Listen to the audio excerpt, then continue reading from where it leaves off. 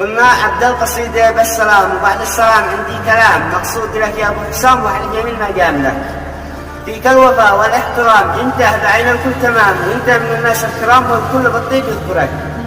الكل بشعرك منبهر وأنا بشعرك أفتخر، لا حد يقولش تشتهر الحين بالقصيدة أذكرك.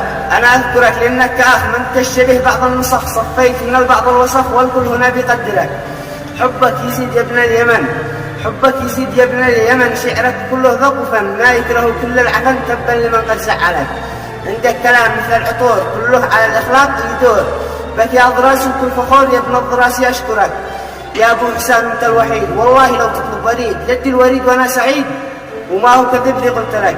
أبيات شعري لك تزيد، كل ما انتهت ترجع جديد، لأنك وفي طيب وجيد، يا ليت وأنا قابلك. واختم كلامي بالأخير، صلوا على الهادي البشير ذي قائل الأمة نذير، هذه الصلاة على الطرف. سلامتكم.